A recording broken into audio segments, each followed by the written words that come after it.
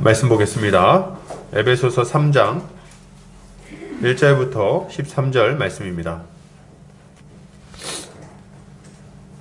마가복음 3장, 마가복음이 아니죠? 에베소서 3장 1절부터 13절 말씀입니다.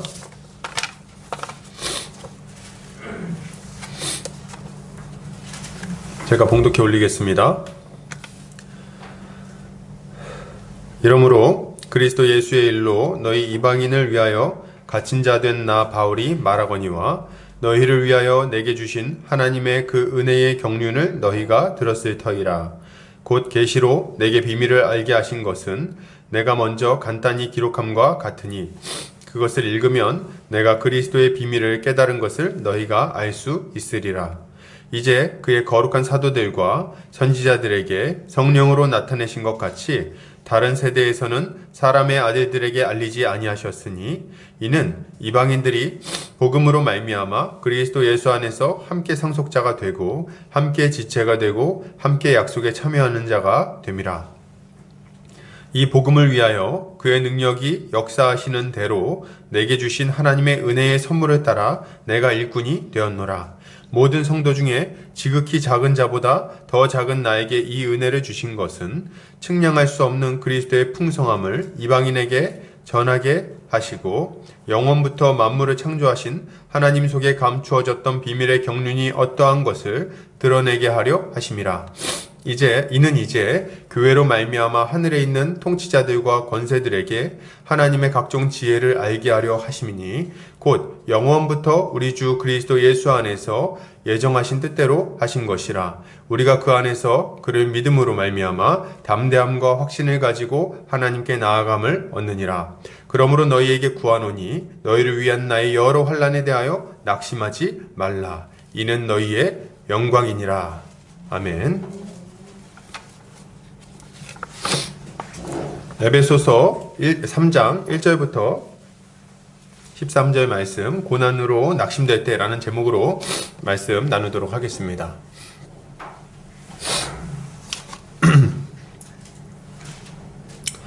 여러분, 우리가 세상을 살다 보면 이런저런 어려움들을 어려운 일들을 겪게 됩니다. 이런 어려움들이 꼭 죄를 지어서 찾아오는 건 아니에요. 죄를 지었기 때문에 하나님 쳐서 고난을 받는다는 생각은 옳지 않습니다. 꼭 그런 게 아니라 주님을 위해서 충성스럽게 사는데도 불구하고 교회를 세우고 주의 복음을 전하기 위해서 애쓰고 예수 십자가 복음을 따라 살려고 하는데도 불구하고 그럼에도 불구하고 어려움이 찾아올 수 있다는 거예요. 이럴 때 우리는 참 낙심하고 불평할 수 있습니다. 낙심이 되고 막 불평이 되고 그렇게 하는 거죠. 그래서 이런 생각할 수 있어요. 아니, 하나님, 제가 열심히 안 하는 것도 아니고 주를 위해 안 살겠다는 것도 아니고 십자가 안 지겠다는 것도 아닌데 꼭 이렇게 힘들게 해야 되겠습니까? 응? 제가 열심히 하려고 그러는데 보통 보니까 저기 열심히 안 사는 사람들도 잘 사던데요. 저 주를 위해서 열심히 살려고 그러는데 왜 이렇게 어려움이 있습니까? 그냥 그렇게 생각을 하면서 많이 낙심할 때가 있는 거죠. 답답한 상황이라고 생각이 됩니다. 근데 오늘 본문을 보면 여러분, 사도 바울도 감옥에 갇혀 있다는 것을 우리가 발견하게 됩니다. 그죠? 우리 1절 보니까 뭐라고 말합니까? 이러므로 그리스도 예수의 일로 너희 이방인을 위하여 갇힌 자 된 나 바울이 말하거니와 이렇게 말하고 있어요. 무슨 말입니까? 지금 갇혀 있다는 거예요. 사도 바울이 감옥에 갇혀 있다. 사도 바울은 지금 로마에 있는 감옥에 갇혀 있는 상태에서 이 에베소서, 빌립보서, 골로새서를 저술했습니다. 그래서 이 세 가지 서신을 옥중 서신이라고 부르기도 해요. 감옥 속에서 보낸 편지다 해가지고. 그런데 오늘 서신을 보면서 참 재밌는 것은 뭐냐면 여러분, 성경을 읽으면서 어떤 느낌을 받나요? 지금 바울이 감옥에 갇혀 있다는 느낌을 받으십니까?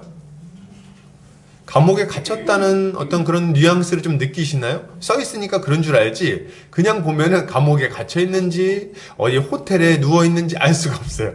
아니면 교회에서 썼는지. 저는 어떤 공궁함, 빈궁함 힘듦 이런 게 잘 안 느껴진다는 거예요. 그죠? 이 성경을 읽으면요, 사도 바울이 너무 당당하다는 느낌을 좀 받게 됩니다. 보통 사람이 감옥에 갇히면요, 어떤 느낌이 좀 듭니까? 거기서 이제 뭐 편지 쓰면 요새 좀 여기 감옥이 추운데 이렇게 좀 이렇게 여기 좀 사식 좀 넣어줘라 뭐 이런 편지 좀 보면은 어때요? 느낌이 좀 궁색하고 좀 슬픈 느낌이 나고 낙심한 느낌이 나고 말이죠. 위축되어 있는 느낌을 받게 마련입니다. 그렇지 않습니까? 그런데 이 사도 바울의 편지에는 그런 느낌이 전혀 없다는 거예요. 전혀 없어. 1장, 2장을 한번 보세요. 삼위의 하나님의 구원 사역에 대해서 그 하나님이 부어주신 신령한 복에 대해서 아주 풍성하게 아주 영광스럽게 기술하는 걸 보게 됩니다. 그리고 그 예수 그리스도 안에 있는 그 충만한 능력이 지금 이 교회 안에 있다고 아주 영광스럽게 막 선포를 하는 거예요. 그리고 2장에 보면 뭐라고 말합니까? 허물과 죄로 죽었던 우리를 위하여 예수 그리스도께서 하나님께서 얼마나 큰 은혜를 베풀어 주셨는지를 아주 잘 설명합니다. 그리고 그 예수 그리스도로 말미암아 분열되고 나뉘어져 있고 서로 다툴 수밖에 없었던 우리가 이방인과 유대인이 한 몸, 한 가족이 되어서 함께 한 성전으로 하나님께 예배하는 존재로 세워지게 되었다고 아주 멋지게 영광스럽게 막 선포하는 것을 우리가 보게 되는 거예요. 그리고 3장에서도 보면 어때요? 여기 나오는 얘기들을 보면서 뭐 위축됐다거나 뭐 이런 느낌이 있습니까? 없어요, 없어. 아주 당당하다 이거예요, 당당해. 사도 바울은 아주 당당하게 3장 1절에서 이렇게 말합니다. 자신이 그리스도 예수의 일로 너희 이방인을 위하여 갇힌 자 되었다. 이렇게 이야기를 하고 있어요. 나 왜 갇혔냐? 나 죄 짓고 뭐 이렇게 뭐 잘못해가지고 갇힌 게 아니라 이거예요. 사도 바울은 이거 아주 분명하게 얘기합니다. 나는 뭐 잘못해서 갇힌 게 아니야. 죄 진 게 아니야. 뭔가 실수해서 갇힌 게 아니야. 나는 모함을 당해서 갇힌 것도 아니야. 나는 너희 이방인을 위하여 그리스도 예수를 전하다가 당당하게 여기에 과 있는 거다. 예수 그리스도를 전하기 위해서 너희를 위해서 내가 감옥에 있는 거다. 이렇게 말씀을 하고 있다는 거예요. 아주 멋지지 않습니까? 이런 이해, 이런 해석, 자기 인생을 보는 관점. 사도 바울은 여러분 자신이 당하고 있는 고난과 어려움, 이 억울한 것들을 슬퍼하거나 그것으로 인해서 낙심하지 않았어요, 여러분. 낙심하지 않았다 이거예요. 도리어 이 모든 일들을 예수 그리스도 안에서 다시 해석하고 있는 겁니다. 그리고 13절에 뭐라고 말합니까? 13절에 한번 읽어볼까요? 13절. 자, 시작. 그러므로 너희에게 구하노니 너희를 위한 나의 여러 환난에 대하여 낙심하지 말라. 이는 너희의 영광이니라. 낙심하지 말아라. 이렇게 얘기하는 거예요. 나 지금 여기 감옥에 갇힌 거 죄지어서 갇힌 것도 아니고 실수해서 갇힌 것도 아니고 뭔가 좀 잘못 일이 풀려가지고 이렇게 막혀가지고 갇힌 게 아니다. 이렇게 얘기하는 거예요. 그러니까 너네들 나 때문에 슬퍼하거나 낙심하거나 절망하지 말아라. 도리어 이것을 영광스럽게 여겨라. 이렇게 말하고 있다는 거죠. 너무 멋있지 않습니까? 여러분, 신자는 이런 관점을 가지고 우리의 인생을 해석할 필요가 있어요. 우리가 주를 위해 충성스럽게 살다 보면 여러분 이런저런 어려움이 찾아올 수 있어요. 이런 일을 당할 때 너무 낙심하지 않아야 되겠습니다. 여러분, 주님을 위해서 충성하다가 어려움이 찾아왔을 때 낙심하지 마세요. 너무 실망하지 마세요. 내가 잘못을 해서라거나 혹은 부족해서라거나 하나님이 버리셨기 때문에 날 특별히 신경 쓰지 않기 때문에 이런 일이 생겼다고 생각하지 않으시기를 바랍니다. 아멘? 이거 아멘으로 받아야 돼요. 도리어 이런 어려움을 당할 때 우리가 그리스도 안에서 충성스럽게 살기 때문에 그리스도와 같이 고난을 받은 것임을 여러분 확신하셔야 되겠습니다. 아주 확신하셔야 되겠어요. 그리고 도리어 기뻐하세요. 내가 주를 위하여 고난받기에 합당한 자로 하나님께서 여기시는구나. 이렇게 생각을 해야 되는 거죠. 그리고 우리가 이런 고난에도 불구하고 주님이 맡기신 사명을 잘 감당할 때 우리의 순종을 통해서 얼마나 영광스러운 일들이 일어나는지도 우리가 알아야 되는 거예요. 이것을 볼 수 있는 영적인 눈이 좀 띄어져야 되겠습니다. 영적인 눈을 좀 떠야 되겠어요. 육의 눈으로 현실을 볼 게 아니라 그러면서 막 슬퍼하고 낙심하고 절망하고 막 불평하고 이렇게 할 것이 아니라 영의 눈을 떠서 그 현실 너머를 볼 수 있기를 바랍니다. 자, 하나님이 이루시는 일들이 무엇인가? 눈에 보이는 일들 뒤에서 우리 하나님은 어떤 일들을 행하고 계신가? 우리를 어떻게 보고 계시는가? 우리가 하는 일들이 지금은 좀 보잘것없지만은 우리 하나님 보실 적에는 얼마나 영광스러운 일인가? 이런 것들을 좀 볼 수 있어야 된다는 거예요. 성도가 이런 영안이 없고 이런 관점을 잃어버린다면 여러분 어떻게 십자가의 길을 갈 수 있겠어요? 어떻게 우리 주님 따라갈 수 있겠어요? 당연히 못 가지. 여러분 예수님 따라가는 게 늘 즐겁고 아주 그냥 기가 막힌 일일 것 같습니다. 기가 막힌 일이긴 해요. 근데 이제 막 아주 영광스럽고 막 그런 눈으로 볼 때 꼭 그렇지만 않습니다. 꼭 그렇게만 하겠어요? 제자들을 보세요, 여러분. 사도들 보세요. 예수 믿었던 초대교회 성도들을 보세요. 누가 그렇게 잘 먹고 잘 살고 일이 잘 풀리고 그럽니까? 우리 하나님의 돌보심 가운데 평안을 누렸지만 그럼에도 불구하고 그들의 인생 가운데는 사자의 밥이 되는 일들이 기다리고 있었고 창에 찔리는 일들이 기다리고 있었고 돌에 맞는 일들이 기다리고 있었다는 거예요. 여러분 그럼에도 불구하고 우리가 예수를 따르면서 기쁨과 즐거움, 만족과 평안을 누리는 겁니다. 이 두 가지가 같이 있는 거예요. 그래서 지금 뭐 몇 가지를 보고서 막 그냥 하나님이 내 기도는 왜 안 들으실까 그러지 말라 이거죠. 초라하게 그럴 필요가 없어요 전혀. 여러분 믿음으로 살다 보면요 돈이 없을 수 있어요. 오해를 당할 수도 있고 때로는 직장에서 억울하게 쫓겨날 때도 있습니다. 왜 없겠어요? 좀 궁색하고 난처하고 좀 초라한 처지에 놓여질 수 있습니다. 우리가 참 그런 거 있지 않습니까? 우리의 또 돈은 없어도 가오가 있는데 근데 이제 어디 가서 이렇게 막 가오 상하는 게 너무 싫죠. 이렇게 가서 막 어디 좀 빈궁한 모습 보이는 거 없는 티 내는 거 얼마나 자존심 상합니까? 근데 그런 일들이 막 찾아오면 어떡할 거예요? 애가 배고프다는데 손 벌려야 될 거 아니에요 또. 그런 일들이 우리한테 있을 수 있다는 거죠. 그래서 주변 사람들이 막 걱정할 수도 있습니다. 가까운 사람들이 막 가족들이 많이 걱정하고 지체들이 막 걱정하겠죠. 어떻게 하면 좋아 이렇게 할지 모르겠어요.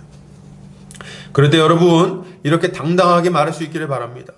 아버지, 어머니, 형님 저는 예수님 따라서 십자가의 길을 잘 가고 있습니다. 그러니까 저 때문에 실망하거나 염려하지 마세요. 잘 가고 있습니다. 좀 당당하게 말이죠. 그 앞에 가가지고 나도 몰라 어쩌다 일이 이렇게 됐는지 모르겠어 이러지 말고 뭔 바보 같은 짓입니까? 좀 당당하게 말이죠. 괜찮습니다. 저 예수님 따라가고 있는 거예요. 저 예수쟁인 건 모르셨어요? 이렇게 다 얘기할 수 있어야지. 자 그렇다면 여러분 우리보다 먼저 이 길을 걸어갔던 사도 바울은 어떻게 환난을 당하는 중에도 이런 관점을 가지고 믿음을 지킬 수 있었을까요? 오늘 본문을 통해서 하나하나 더 살펴보도록 하겠습니다. 오늘 사도 바울은 자신이 계시를 받았다고 말합니다. 2절 너희를 위하여 내게 주신 하나님의 그 은혜의 경륜을 너희가 들었을 터이라. 곧 계시로 내게 비밀을 알게 하신 것은 내가 먼저 간단히 기록함과 같으니 그것을 읽으면 내가 그리스도의 비밀을 깨달은 것을 너희가 알 수 있으리라. 이렇게 말하고 있어요. 여기 뭐 말하는 겁니까? 앞에 1장, 2장 말하는 거죠. 그거 읽으면 알 수 있을 거다 이렇게 얘기하는 거죠. 사도 바울은 하나님의 계시가 아주 명료하기에 내가 전하는, 내가 쓰고 있는 이 계시의 말씀을 읽기만 하면 이게 하나님의 계시가 맞구나. 이걸 확신할 수 있을 것이다. 이렇게 이야기를 하는 거죠. 맞아요. 읽으면 알 수 있지 않습니까? 야, 그렇구나. 정말 그렇구나. 하나님의 구원의 경륜이 이처럼 영광스럽구나. 주님이 예수 그리스도의 그 십자가를 통해서 이루신 일들이 이런 것이구나. 그럼 확실하게 알 수 있어요. 그렇지 않습니까? 그런데 말이죠. 사도 바울은 지금 왜 이런 얘기를 하고 있는 겁니까? 왜 갑자기 내가 계시를 안 걸 너네가 알 수 있지 않냐? 뭐 이런 얘기를 왜 하는 걸까요? 자기가 지금 하는 계시를 깨달았고 막 깼다는 얘기 말이죠. 자기가 좀 똑똑하다는 얘기를 하고 싶은 겁니까? 난 좀 특별하지. 뭐 이런 얘기를 하고 싶은 걸까요? 좀 자랑하고 싶은가요? 그런 게 아닙니다, 여러분. 지금 바울이 이런 이야기를 하는 이유는 아주 분명해요. 뭘까요? 13절에 보면 좀 이해가 되는데 에베소 성도들이 걱정하고 염려하고 흔들리고 있기 때문에 그렇습니다, 여러분. 그래서 지금 이렇게 쓰고 있는 거예요. 여러분 어려움이 찾아오면요, 여러분 누구나 믿음이 흔들리게 돼 있어요. 어려움이 찾아오는데 장사 없어요. 그래서 이상한 생각들을 막 하게 됩니다. 어려움이 딱 찾아오면요, 잠깐은 괜찮아. 근데 이게 좀 길어지면 무슨 생각합니까? 이런 생각해요. 내가 믿은 게 잘못된 거 아닌가? 내가 틀린 거 아닌가? 이런 생각 말이죠. 지금 사도 바울이 감옥에 갇힌 모습을 보면서 에베소 성도들도 동일한 이 심적 유혹을 받고 있는 거예요. 어떤 유혹이요? 내가 이거 지금 사도 바울 잘못 따라간 거 아닌가? 이런 생각이 들 수 있다는 거예요. 그런 생각이 드는 거예요. 주변에 있는 유대인들이 또 얼마나 비아냥거렸겠어요. 응? 막 비난 얼마나 많이 했겠습니까? 야, 거 봐라, 야. 바울 내가 이단이라 그랬지? 내가 이단이라 그랬지? 바울 좀 치우쳤다고 내가 얘기했어, 안 했어? 바울 같은 애를 따라가니까 네가 그 모양 그 꼴로 살고 있는 거 아니냐. 야, 걔가 제대로 된 사람이면 왜 감옥 갔겠어? 하나님 내비뒀겠어? 바보같이 말이지. 넌 바보야. 이런 얘기를 얼마나 많이 했겠냐는 거예요. 사도 바울 감옥 갇힌 얘기를 듣고 말이죠. 이런 비난을 막 들으니까 에베소 성도들의 믿음이 막 흔들리는 겁니다. 안 그래도 어려워요. 근데 나를 지도했던 이 스승님, 그 사도 바울이 막 감옥에 갇혔대. 이게 어찌된 일이야? 또 잘 나오지도 못해. 보니까 몇 년 동안 갇혀 있는 거야. 그러니까 이거 뭐지 지금 이게? 하나님이 살아 계시다 그랬는데 왜 저기 갇혀 있는 거야? 이거 혹시 잘못된 거 아니야? 내가 잘못 믿은 거 아니야? 나는 괜히 예수 믿는다고 십자가 따른다고 그렇게 하다가 지금 이 지경까지 오고 있는 거 아니야? 두려운 마음이 확 생기는 거예요. 그래서 지금 바울이 어떻게 하는 겁니까? 이렇게 흔들리고 있는 성도들을 위해서 이 악한 자들의 비난하는 말과 흔드는 말과 그 내적인 여러 갈등들을 딱 막아서고, 그걸 막아서고 뭐라고 말합니까? 아니다, 이거 아니다. 지금 너네가 잘못 믿고 있는 거 아니다. 내가 전한 복음이 잘못되지 않았다. 너네가 가고 있는 길이 지금 절대로 잘못된 것이 아니니까 걱정하지 말아라. 이 얘기를 지금 하고 싶은 거예요, 여러분. 잘 믿었다 얘기를 하고 싶은 거예요. 뭐라고 말합니까? 아니, 나는 죄 짓고 갇힌 게 아니야. 그리스도 예수의 일로 갇혔고 여러분들과 같은 이방인들을 구원하기 위하여, 그래서 유대인과 이방인이 함께 예수 그리스도 안에서 교회로 세워지고 하나님의 영광을 드러내는 자들로 만들어내기 위해서, 그 하나님이 맡긴 사명을 위해서 내가 지금 이 감옥에 갇혀 있는 것입니다. 내가 전한 복음을 한번 생각해 보십시오. 들으면 알 수 있지 않습니까? 맞는 거. 다시 한번 생각해 보십시오. 이렇게 지금 얘기를 하고 있는 거예요. 여러분, 지금도 마찬가지예요. 여러분, 우리를 비난하는 이들은 늘 우리에게 찾아오는 고난, 이런 것들을 우리가 잘못 믿었기 때문이라고 말합니다. 그래서 막 흔들어요. 막 우리를 뭐라고 흔들어요? 야, 넌 너무 치우쳤어. 이 얘기 얼마나 많이 들었나 몰라요. 저도. 넌 치우쳤대. 그래서 항상 이렇게 하고 다니나 봐. 넌 치우쳤다는 거야. 아주 넌 잘못 가고 있어. 넌 그거는 극단적인 가르침이야. 그거 틀린 거야. 야, 그러면은 네가 그 다른 가르침대로 사는 사람들 다 잘 먹고 잘 살아야 되는데 바르다 뭐 어디 잘 사냐? 교회도 다 작고 말이지. 너 이상한 거야. 이런 얘기 말이죠.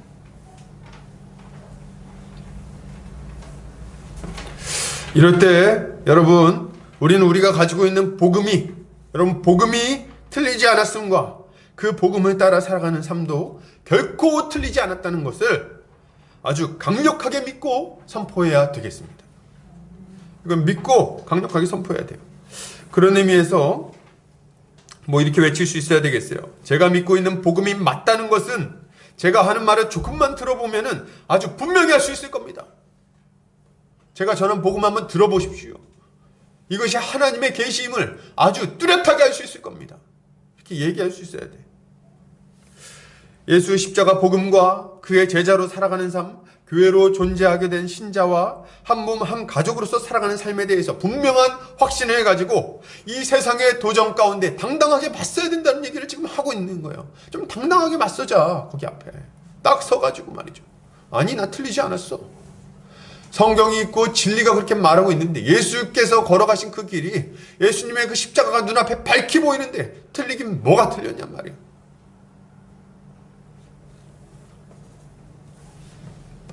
여러분, 좀 심한 고난은 때때로 하나님이 안 계신 건 아닌가 하는 생각이 들게 만들죠. 그럴 때 두렵습니다. 두려워요. 왜 안 두렵겠어요? 저도 참 많이 두려웠던 기억이 좀 많이 있습니다. 그런데 이런 우리의 믿음을 다시 돌려놓는 것은 뭡니까? 바로 진리에 대한 확신인 거예요. 진리에 대한 확신.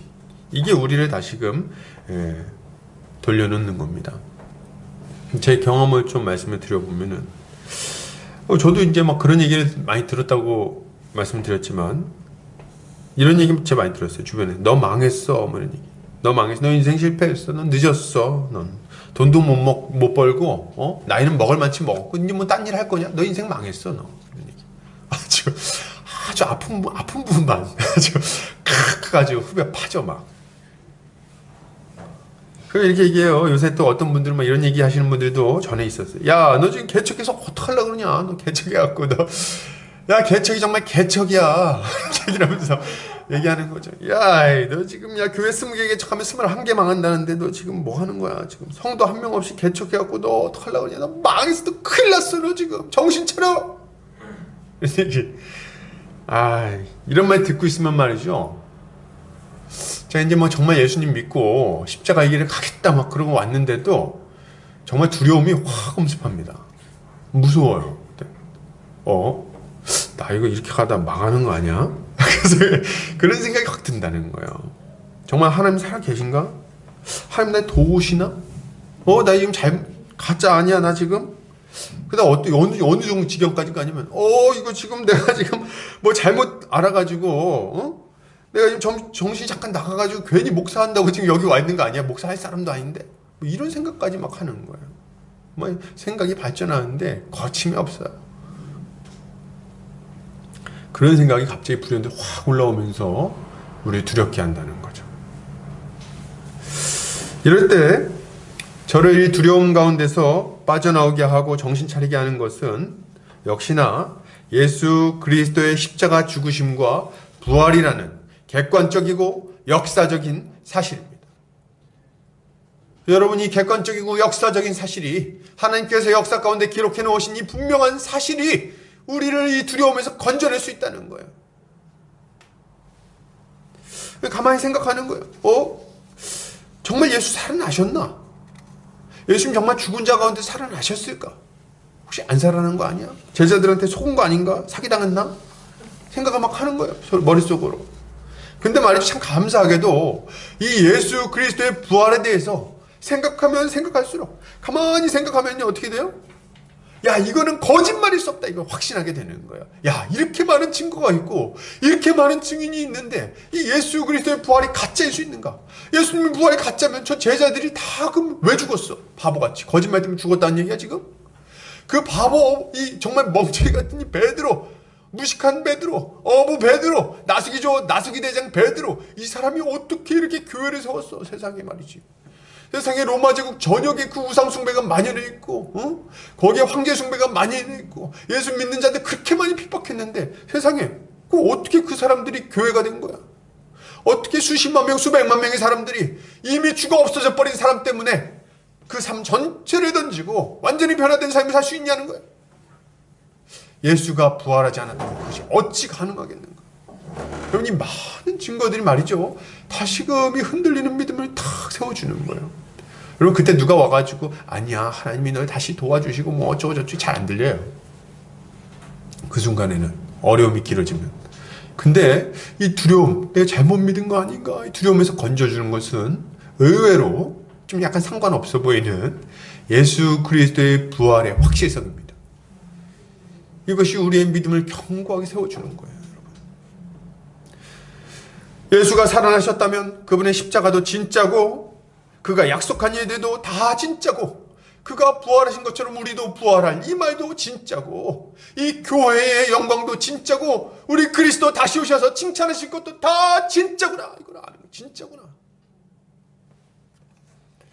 맞다. 예수 십자가도 맞고 부활도 맞고 천국도 맞고 지옥도 맞다. 그러니 나 지금 예수 잘 따라가고 있다. 이걸 확신할 수 있는 거죠. 또한 두려움이 찾아올 때 이런 흔들리는 가운데 생각하는 것은 십자가 사역의 결과로 세워진 교회가 2000년간 보여온 모습입니다. 하나님께서 2000년간 교회를 얼마나 신실하게 인도하셨는지를 다시금 생각하는 거예요. 요거 다시 한번 깊이 생각하면요, 자신이 겪고 있는 어려움이 별게 아니라는 것을 금방 또 알게 됩니다. 아, 이거 별거 아니구나. 내가 괜히 이렇게 큰 두려움을 가졌구나. 이런 생각을 하게 되는 거예요. 하나님께서 역사 가운데 새겨놓으신 이 진리, 하나님의 이 일하심이 흔들리고 꺼져가는 우리의 믿음을 다시금 부리듯 일어나게 하는 거죠. 아, 여러분, 이게 얼마나 확실한 진리입니까? 이게 얼마나 큰 위로를 줍니까? 여러분, 교회의 역사에 대해서 좀 생각해 보세요. 이 교회의 역사가 이 어려움 가운데 있는 우리의 마음에 얼마나 큰 위로를 주냔 말이에요, 여러분. 교회의 역사 가운데 하나님의 살아계심을 증거하는 사건이 너무 많습니다. 하나님은 사람들을 거듭나게 하셨고요. 교회를 세우셨고, 교회를 지키셨고, 교회를 인도하셔서 그 무수히 많은 세상의 도전들을 다 이겨내게 하십니다. 로마의 10대 박해를 이겨내게 하시고, 왜곡된 이 카톨릭의 신앙에서부터 종교개혁자들이 일어나게 하시고, 그들이 그 무지막지한 박해에도 불구하고 교회를 다시 회복시키게 하고, 그것이 프랑스 전역을 복음화시키는 역사가 일어나게 만들고, 또 그 무진 박해에도 불구하고 영국의 복음이 전파되게 하고, 그 왕들이 그 잔인한 박해에도 불구하고 그 복음이 계속해서 퍼져나가서 더욱더 부흥의 역사가 막 일어나는 것들을 보게 된다는 거예요.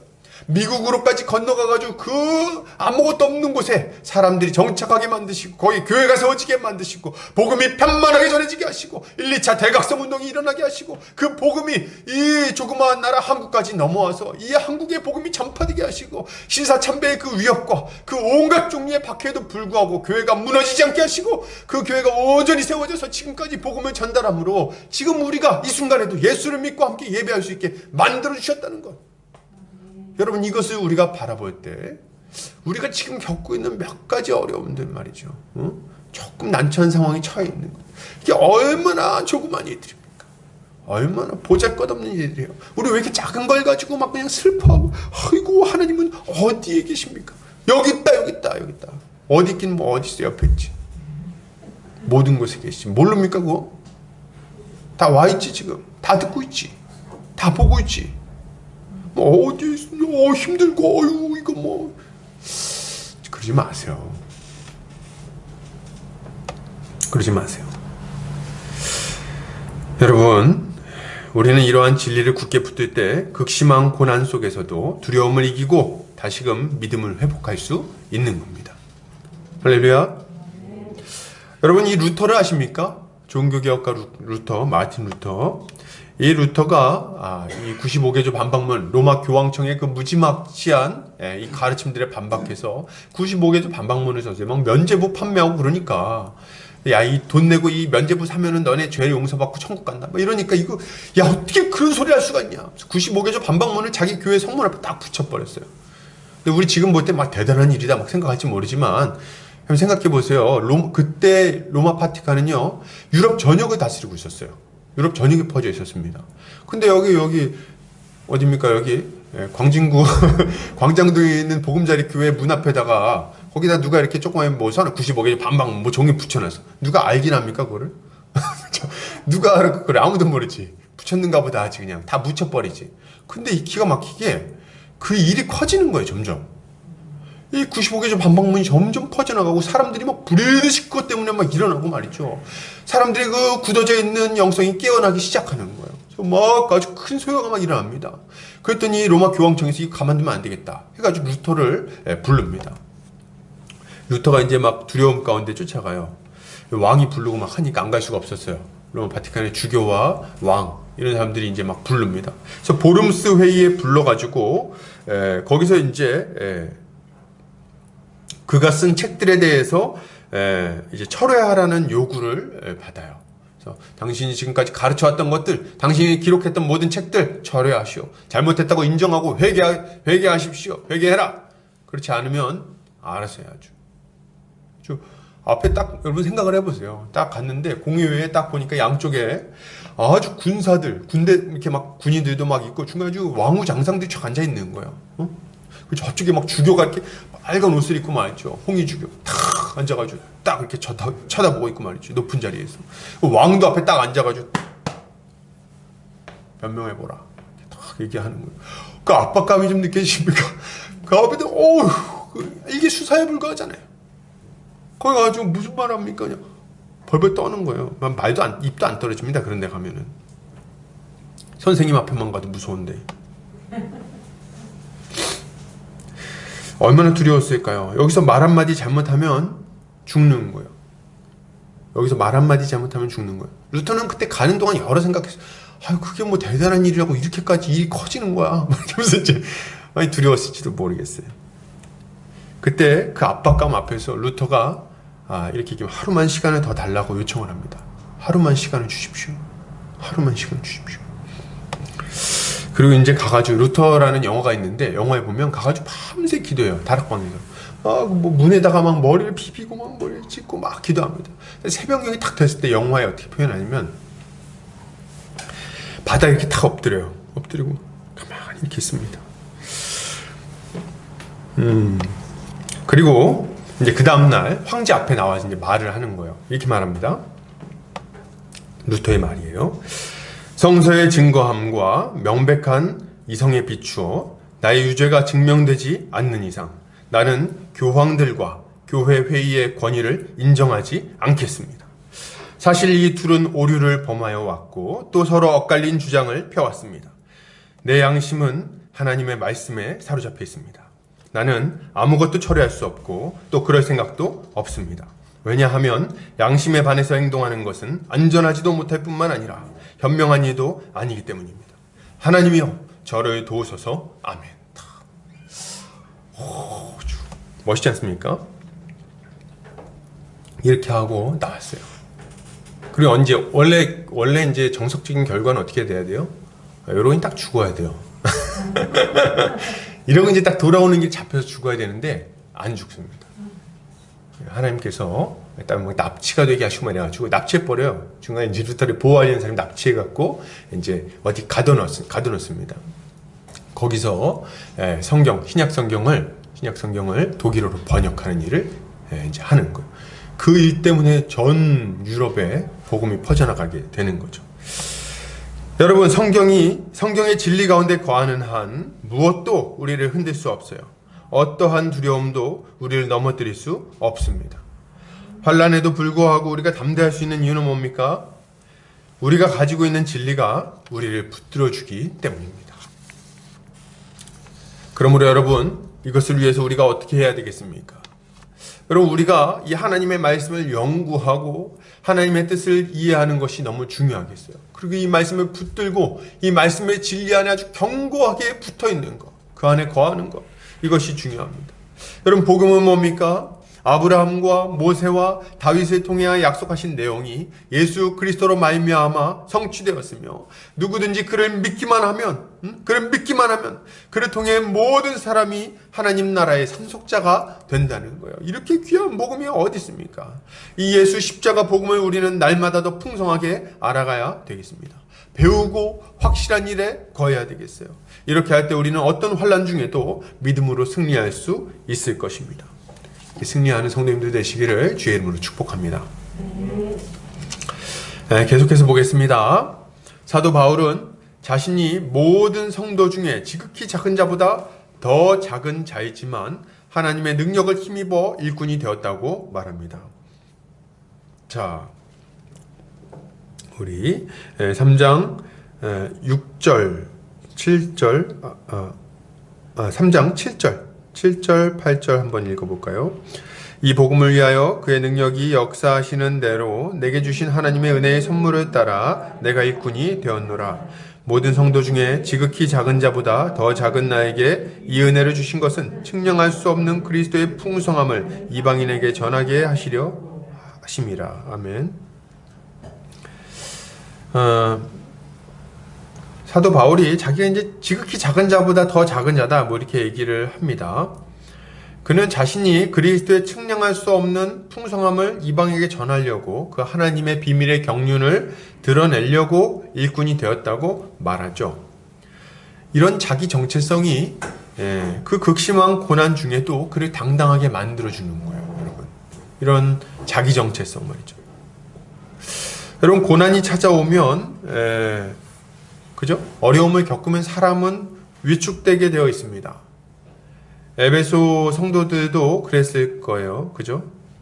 자신들을 가르친 사도가 감옥에 갇혀 있으니 의기소침해질 법도 합니다. 어떻게 보면 좀 부끄러워했을지도 모르겠어요. 좀 부끄러워했을 수도 있겠다. 실제로 바울이 감옥에 갇혀 있을 때 많은 사람들이 그를 부끄러워했어요. 실제로. 그래서 디모데 후서에는 이렇게 나옵니다. 볼까요, 성경? 아시아에 있는 모든 사람이 나를 버린 이 일을 내가 아나니 그 중에는 부겔로와 허모게네도 있느니라. 원하건대 주께서 오네시보로의 집에 긍휼을 베푸시옵소서. 그가 나를 자주 격려해주고 내가 사슬에 매인 것을 부끄러워하지 아니하고 로마에 있을 때 나를 부지런히 찾아와 만났음이라. 원하건대 주께서 그로 하여금 그날에 주의 긍휼을 입게 하여 주옵소서. 또 그가 에베소에서 많이 봉사한 것을 네가 아느니라. 이제 아시아에 있는 모든 사람이 나를 버렸다, 이렇게 얘기를 하죠. 왜 버렸어요? 아마 그와 함께하는 것이 부끄러웠겠죠. 특별히 부겔로와 허모게네, 이 사람들 이름도 이상해. 허모게네. 근데 감옥에 갇혀가지고 끈떨어진 연신세가 된 사람을 굳이 가까이 할 필요가 없다고 생각을 한 거죠. 그래서 이제 멀리 했는지도 모르겠어요. 사실 여러분, 바울이 잘 나갈 때는 얼마나 대단했습니까? 바울이 잘 나갈 때는 대단하지 않았습니까?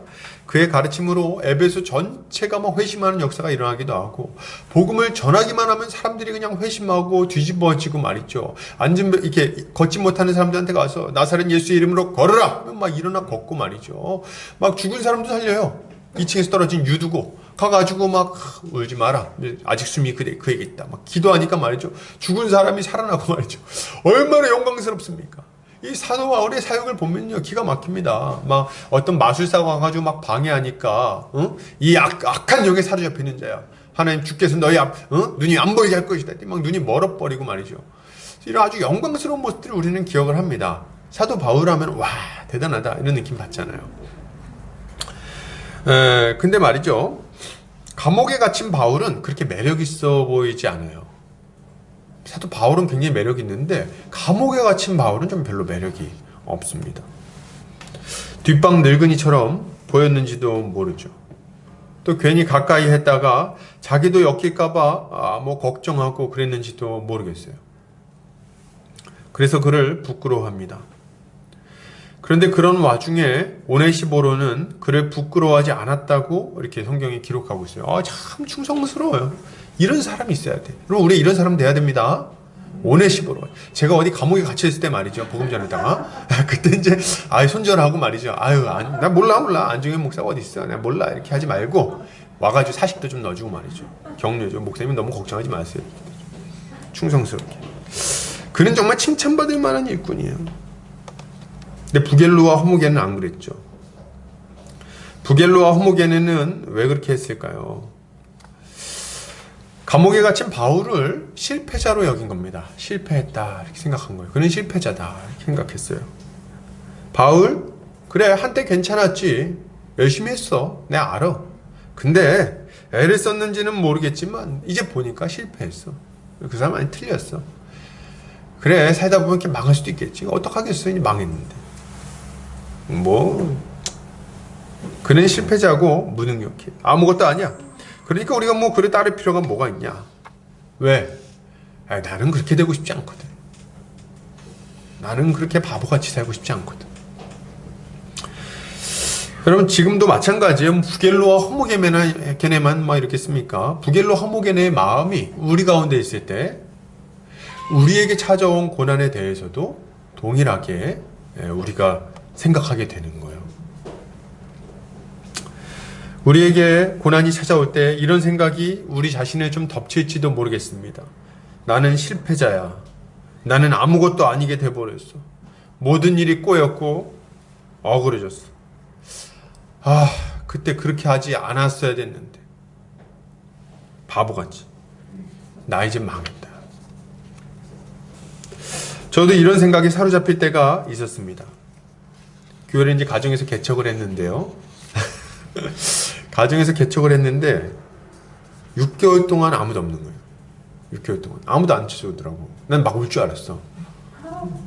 근데 이제 아무도 안 오더라고. 그러니까 가정에서 개척하는데 누가 옵니까? 오는데 자, 오기 어렵잖아요. 근데 전도를 열심히 한 것도 아니고. 한 6개월 지나니까 마음속에 걱정이 되더라고요. 이거 계속 이런 거 아니야? 걱정이 되더라고요. 1년 가까이 됐을 때 뭐 사람이 왔다 가고 왔다 가고 뭐 이렇게 하면서 정착을 못하고 막 계속 가더라고요. 그때 마음에 어떤 생각이 드냐면 이거 망하는 거 아닌가? 좀 진짜 많이 힘들었어요. 이 생각이 들어가지고. 그러면서 제가 했던 생각이, 아유, 나 같은 사람이 뭘 한다고 난 틀렸어. 뭐 이런 생각이 막 했습니다. 그래서 아유, 이거 내 개척하는 거 잘못 생각하고 개척한 거 아니야. 뭐 이런 생각도 솔직하게 한 적이 있어요. 감사한 것은 저희 아내는 그런 얘기를 한 번도 한 적이 없어요. 저보다 믿음이 좀 좋죠. 약간 불평불만 할 법도 안 돼요. 당신이 하나님 뜻이라고 그러고 개척한다 그러더니 뭐 이건 뭐야, 개척도 아니고 이게 뭐야, 이게 지금 사람 한 명도 없고 순 엉터리, 기도응답 받은 거 맞아? 뭐 이렇게 할 수도 있는데 한 번도 안 그랬어요. 진짜 한 번도 안 그러고 그냥 제가 참 귀하다 이렇게 생각하는 부분입니다. 어쨌든 간에 저한테 그런 생각들이 막 찾아왔다는 거예요. 근데 여러분, 이런 생각은요 완전히 잘못된 생각이에요. 완전히 잘못된 생각이다. 사도 바울은 이런 생각을 전혀 허용하지 않았어요. 다른 성도들이 이런 생각 때문에 낙심하지 않기를 바랬습니다. 그래서 사도 바울은 이런 두려움이 찾아올 때 자기 자신의 정체성을 어디서 찾습니까? 자신의 사역의 열매 모임도 찾지 않고 어디 찾아요? 어디서 찾아요? 그리스도 예수 안에서 찾는 거예요. 자기의 정체성을. 그리고 그리스도가 주신 새로운 정체성이 그를 이런 자기 연민과 비관에서 건져내는 겁니다. 여러분 생각해 보세요. 그는 처음부터 이 직무를 감당할 자가 아니었어요. 여러분. 요거 좀 약간 얘기가 좀 웃긴데 잘 들어보세요. 사도 바울은 원래 잘할 만한 사람이 아니에요. 원래부터 대단한 사람이 아닙니다. 여러분. 그런 자격이 없는 자예요. 자기 자신에 대해서 뭐라 그래요? 모든 성도 중에 지극히 작은 자보다 더 작은 자다. 이렇게 얘기하잖아요. 그러니까 최상급 아래로 들어가는 거예요. 모든 성도 중에 가장 작은 자면 제일 작잖아요. 근데 그 사람보다 내가 더 작다. 이렇게 얘기하는 거예요. 그러니까 아주 나는 끄트머리 끝에 있다. 뭐 이렇게 얘기를 하는 거거든요. 그 사도 바울이 이렇게 얘기를 한다는 걸 들으면서 우리가 무슨 생각합니까? 뭐 사도 바울이 뭐 저렇게까지 얘기를 하는가? 약간 겸양의 표현이겠지. 뭐 생각할지 모르겠어요. 근데 성경을 보면 사도 바울은 진짜 이런 사람이에요. 왜요? 그리고 사도 바울은 전에 사울일 때 교회를 핍박한 사람입니다. 교회를 잔해했던 사람이에요. 스데반 집사를 죽일 때 그 일을 주도했던 사람이 사도 바울이에요. 그리고 이후에 교회를 아주 잔인하게 박해하는데 사람들 끌어다가 감옥에 쳐놓고 고문하고 말이죠. 예수 믿으면 예수 못 믿게 하고 말이죠. 예수님 그림 그려놓고 발로 밟으라 그러고 막 그런 거 있잖아요. 이거 사도 바울이 하던 일이에요. 우리나라 뭐 하면 이근한 씨 같이 막 고문 기술자 있잖아요. 그런 사람이에요. 찐의 앞잡이 뭐 이런 거다. 그래서 이 사람이 어느 정도로 열심히 썼냐면 여기저기 막 쫓아다니면서 예루살렘에 있는 교회만 박해한 게 아닙니다. 저 지방까지 가가지고 심지어 담메색으로 가가지고 거기 있는 성도들을 박해하려고 거기로 막 갔어요. 인증서 받아가지고 명령서 받아. 아주 못된 사람이에요. 우리가 사실 지금이야 사도 바울 선생님 뭐 이렇게 하지. 그 가가지고 고문당할 때 그 옆에서 우리 아버지 어머니가 끌려가가지고 고문당했다고 생각해 보세요. 이거 불구대천의 원수예요. 진짜 나쁜 인간입니다. 여러분 근데 말이죠. 하나님이 이 사도 바울을 부르신 거예요. 어느 날 갑자기 불러버렸어. 그래서 완전히 사람을 바꿔버리셨네. 그리고 나서는 말이죠. 복음 전하는 자까지 만들어 주신 거예요. 하나님께서 이렇게 부족한 그를 은혜로 부르시고 또 그에게 능력으로 역사하셔서 귀한 직무를 맡기셨다는 거죠. 그러니 사도 바울이 이제 와가지고 그런 일 다 해놓고 나서 이제 하나님의 백성 된 것만 해도 감사한데 이제 와가지고 내가 부족하니 실패했니 감옥에 갇혔니 어려움을 겪느니 많으니 하는 것은 그런 생각을 할 여유가 어디 있습니까? 없어. 그런 생각할 여유가 없어. 나 같은 사람 구원해 줄 것만 해도 기가 막힌 거예요. 와, 어떻게 나 같은 자를 구원하셨지? 근데 구원만 한 게 아니라 세상에 충성스럽게 여기셔가지고 이 귀한 직분을 맡겨주신 거예요. 십자가 복음을 전하는 직분을 나 같은 사람한테 맡겨주셨단 말이죠. 이렇게 불성실하고 말이죠. 이렇게 완악하고 이렇게 십자가의 원수로 행하던 자를 하나님께서 지켜보시고 세상에 이 십자가 복음을 전하는 귀한 영광스러운 직분을 맡겨주셨다 이거지. 그러니까 어떻게 이게 뭐 낙심하고 이렇게 할 일이 뭐가 있습니까? 여러분 우리도 마찬가지예요. 우리는 우리의 현재 상황으로 우리 자신을 평가할 필요가 여러분 전혀 없어요. 여러분 전혀 없어요. 우리는 예수 그리스도 안에서 우리 자신을 평가해야 되겠습니다.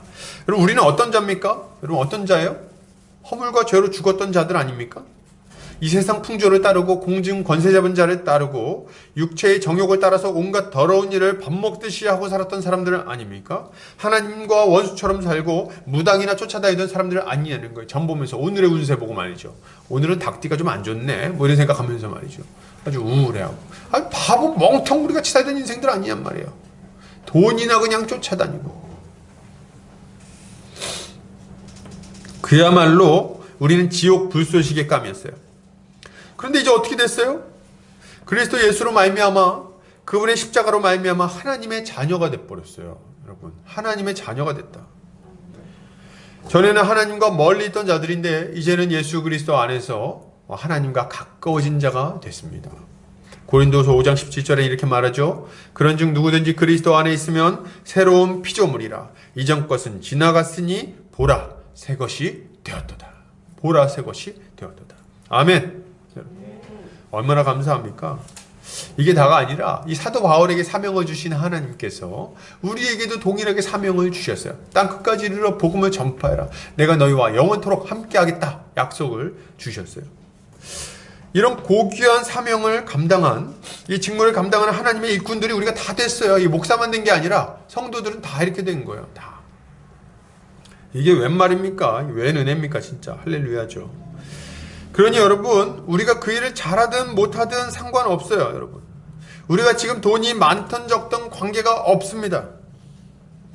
우리의 상황이 좋든 나쁘든 아무 상관없이 우리는 하나님의 은혜 안에서 그런 존재가 되었음을 믿고 감사하면서 살면 그만입니다. 감사하면서 살면 그만이에요. 여러분 마귀가 우리에게 찾아와서 이렇게 참소할 겁니다. 야, 넌 틀렸어. 넌 실패자야. 너 하고 있는 걸 봐봐. 네가 무슨 열매가 있어? 네가 잘한 게 있어? 너 완전 실패했어. 넌 틀렸어. 거기까지야. 앞으로도 아무것도 할 수 없을 거야. 그럼 마귀가 우리에게 이런 참소를 할 때, 우리 이렇게 참소하고, 우리 두렵게 하고, 우리 협박할 때, 여러분 이렇게 얘기하시기를 바랍니다. 그래, 나는 틀렸어.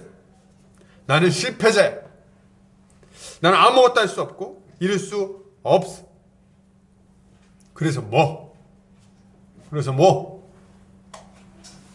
난 원래 그랬어. 네가 생각한 것보다 더 나쁜 놈이고 더 실패했고 더 아무것도 없으면 더 무능한 자가 나다. 얘기해버리세요.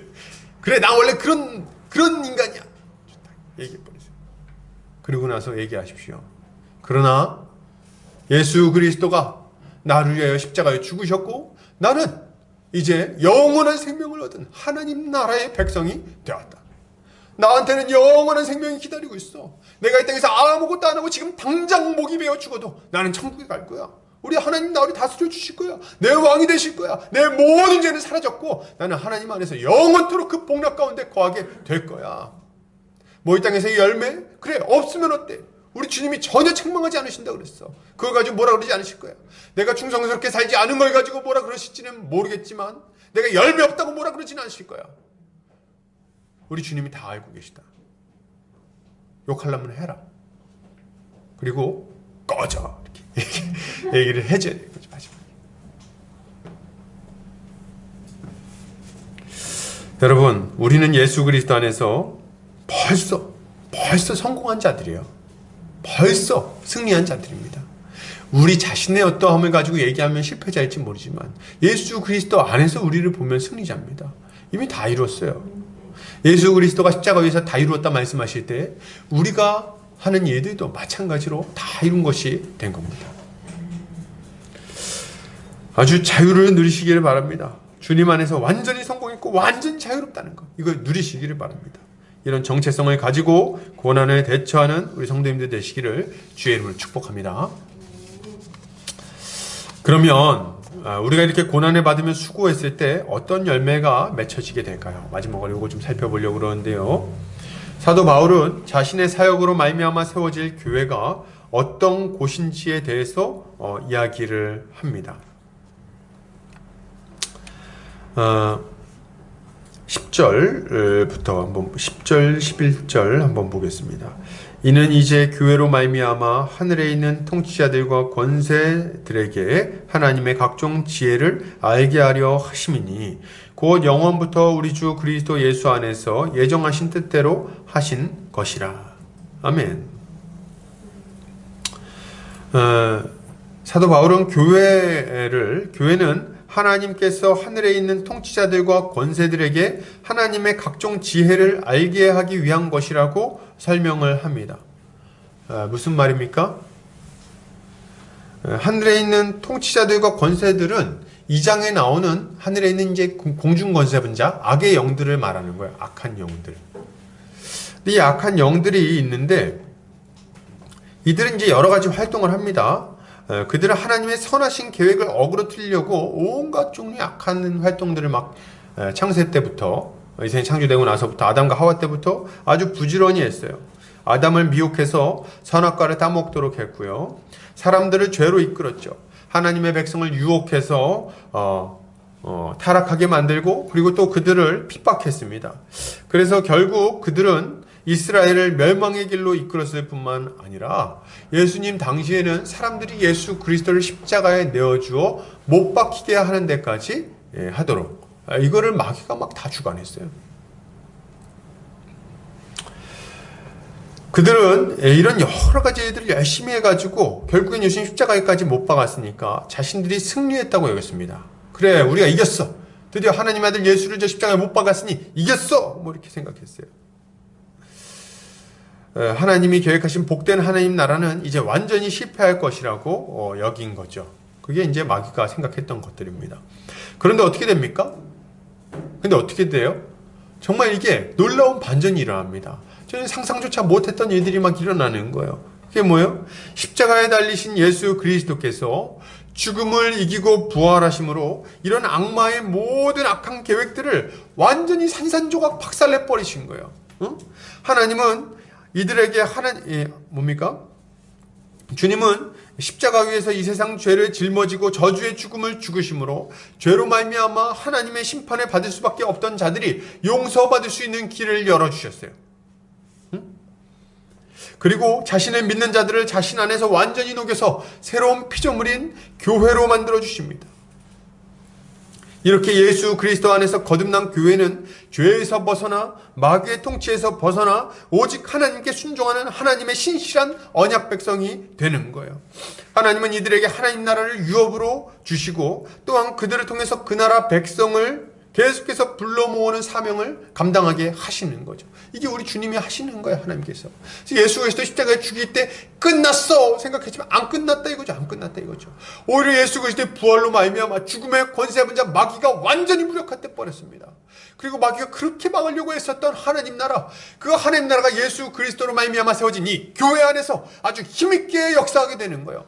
하나님 나라가 예수 그리스도로 말미암아 이 땅에 임했는데 그 증거가 바로 교회입니다. 하나님의 다스림을 받는 백성이 생겨났어요. 거듭나서 하나님의 그 의로운 가르침을 따라 살아갑니다. 하나 되어 살아갑니다. 한 몸으로 살아갑니다. 한 가족으로 살아갑니다. 함께 하나님을 예배합니다. 그리고 고난이 찾아와도 믿음을 배신하지 않고 끝까지 그리스도를 따르는 신실한 주의 백성들이 탄생해 버렸어요. 세상에 이게 어찌된 일입니까? 죽이면 끝이라고 생각했어요. 죽이면 끝이라고 생각했어. 죽음을 최종적인 무기로 사용해가지고 끝장을 내버리려고 그랬단 말이지. 그런데 예수 그리스도로 말미암아 이 모든 사역은 완전히 역전되게 됐어요. 마귀는 지리멸렬 완전히 무너지게 됐고 무장해제됐고 완전히 망하게 돼버렸어요. 그리고 이제 예수 십자가 복음으로 말미암아 세워진 이 교회는 음부의 권세가 이길 수 없는 아주 견고한 반석 위에 세워져 있습니다. 그리고 이 교회가 복음을 전파할 때마다 어떤 일이 일어납니까? 세상에 마귀에게 속해가지고 꼼짝 못하고 그 고통 가운데 살아가고 있던 자들이 예수를 믿고 거듭나서 이 교회와 연합하여 예수 그리스도와 연합하고 교회와 연합하죠. 그래서 한 몸 한 가족이 또 계속 되는 거예요. 또 주님께 순종하는 자가 또 탄생하는 거예요. 더 탄생하고 더 탄생하고 이 교회를 그래가지고 박해가지고 없애버리려고 그랬는데 안 망해. 왜? 우리 주님이 보호하시니까, 지키시니까, 그 안에 계속해서 능력을 공급하시니까 계속해서 성장하고 자라나고 말이죠.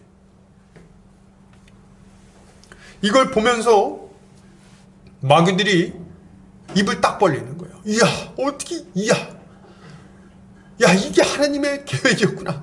야, 마귀들은 좌절하고, 천사들은 감탄하며 하나님께 영광을 올려드리는 거예요. 입을 딱 벌릴 수밖에 없는 거죠.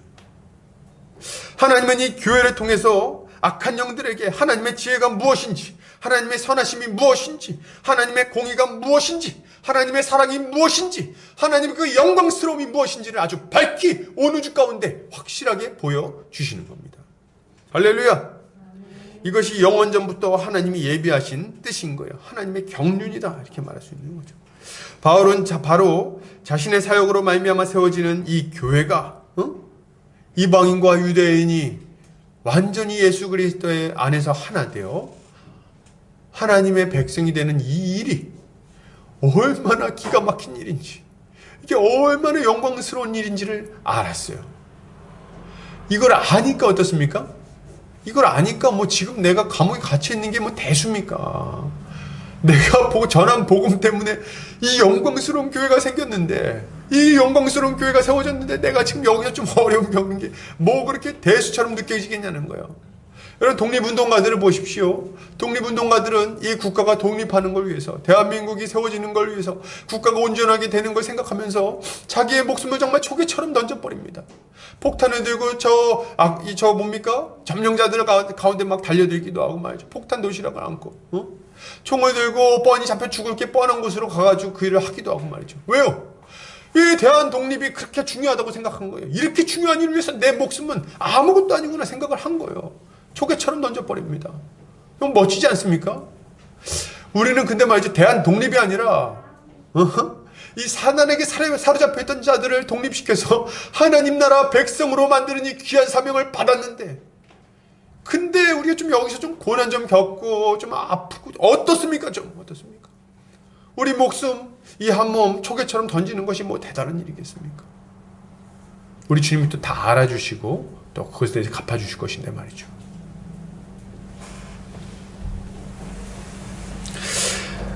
그러니 어떻게 우리가 기뻐하고 즐거워하지 않을 수 있겠습니까? 고난이 찾아온들 우리를 위축시킬 수 없는 거예요. 도리어 더 담대하게 내가 가는 길이 맞구나 이렇게 생각하면서 사명을 감당하게 되는 거죠. 제가 전에 이제 사역을 시작하기 전에 청년부 청년으로 임원을 했었습니다. 제가 섬기고 있는 교회 청년부 활동할 때 청년부 임원이었어요. 그때 정말 열심히 사역을 했습니다. 열심히 막 이렇게 애들 막 와가지고, 야, 오늘 주일인데 늦잠 잘 말고 꼭 청년부에 나와라. 뭐 전화하고 말이죠. 만나가지고 밥 사줘가면서 이제 교회 나와야지. 뭐 청년부 나와야지. 야, 오늘, 자, 우리 목사님 새로 오셨는데 한번 와야지. 뭐 이렇게 하면서 열심히 했어요, 진짜. 열심히 청년부 사역을 했습니다. 근데 이제 저는 되게 조그만 교회 출신이에요. 충신대학 교회라고. 조그만 교회 출신인데, 거기서 막 이렇게 활동을 할 때, 제가 이제 청년부 가서 이렇게 활동할 때, 제가 임원 맡았을 때 한 8명, 9명, 뭐 이 정도 인원수였습니다. 여기보다, 지금보다 좀 적네요. 적었어요, 청년부가. 앞에 찬양하고 이제 악기 반주하는 사람이 서면 앞에 한 3명 앉아있고 막 이런 거 있잖아요. 그래서 이제, 이건 뭐 다 같이 수직을 하냐, 뭐 이렇게 약간 그런 느낌으로 말이죠. 약간 좀 그랬어. 그런 곳이었는데, 열심히 했어요, 정말. 그래서 교회가 좀 성장했으면 좋겠다 해서 정말 열심히 뜨거웠어요. 그래서 막 복음을 전하고 교회 나오라 그랬죠, 거의. 그랬는데 어느 날 세상에 29명이 출석한 거예요. 29명이. 그래서 막 선배들 가운데 안 나오던 사람들도 나오고, 후배들도 막 이렇게 세상에서 방황하던 애들도 좀 나오고, 말해가지고 29명이 다 앉아있더라고. 청년부실에. 야, 꽉 차는 느낌인 거예요. 야, 너무 좋다. 근데 그러고 나서 집에 가는데 말이죠. 좀 허무하다는 생각이 딱 들더라고, 그때. 허무하다. 내가 이렇게 수고했는데 그 결과가 그냥 이 정도인가. 약간 이런 생각이 드는 거예요. 그렇게 고생을 했는데 이건가. 다음 주에 다시 8명이 됐어요. 왔다 한 번 방문한 거거든. 우리 딱 갔거든. 그러니까 남은 사람이 8명. 진짜 허무하더라고. 야, 내가 이거 하려고 내가 지금 그렇게 시간 쓰고 애를 썼나? 네. 허무하다. 하기 싫더라고 그때. 눈에 보이는 게 너무 보잘것이 없어 보였기 때문에 그랬습니다. 눈에 보이는 게 너무 보잘것 없어 보이니까. 그때 제 마음에 어떤 야망이 있었냐면 청년부를 100명 만들어 보고 싶다. 약간 이런 야망이 좀 있었어요. 청년부가 100명이 됐으면 좋겠다. 아주 그냥 예배할 때 아주 함께 예배 드렸으면 좋겠다. 이런 생각을 막 했었어요. 이제 와 생각하니까 진짜 참 뭘 몰랐구나. 이런 생각이 듭니다. 왜요? 100명이면 교회고 8명이면 교회가 아닙니까? 100명이면 하나님의 영광이 힘있게 임하고 8명 앉아있으면 하나님이 멀리 계신가요? 하나님이 막 책망하십니까? 아유 초라해라. 내가 거기 굳이 갈 필요 있냐? 니들끼리 해라. 이러십니까? 여러분 그렇지 않다는 거예요. 그렇지 않다. 사랑하는 우리 형제 자매님들, 교회의 인원이 얼마나 되는가는 중요하지 않습니다. 얼마나 좋은 건물에 있는가도 중요하지 않습니다. 좀 편안할 수는 있겠죠. 그런 것이 뭐가 중요하겠습니까? 중요한 건 뭐예요? 우리가 예수를 믿고 교회가 되었다는 사실 자체가 중요한 겁니다, 여러분. 이게 중요한 거예요. 우리가 교회라는 게 중요한 겁니다. 우리의 규모와 상관없이, 건물의 유무, 건물의 크기와 상관없이 우리가 예수 십자가 복음을 믿음으로 말미암아 교회가 되었다면 우린 이미 하늘에 있는 모든 영적 존재들이 감당할 수 없을 만큼 영광스러운 존재가 이미 된 거예요. 여러분 우리의 삶에서도 마찬가지입니다. 뭐 몇 가지 이렇게 일들이 좀 잘 안 풀린다고 해서 너무 낙심하지 마세요. 우리로 말미암아 교회가 영광스럽게 세워지고 있어요. 교회가 세워졌고 더 많은 사람들이 주님께 돌아온 일들이 막 일어납니다. 그러니까 눈에 보이는 몇 가지 어려움이나 열매 때문에 낙심하지 않으시기를 바랍니다. 우리의 수고로 인해서 세워질 교회는 영광스러워요. 잠시 고난은 대수롭지 않습니다.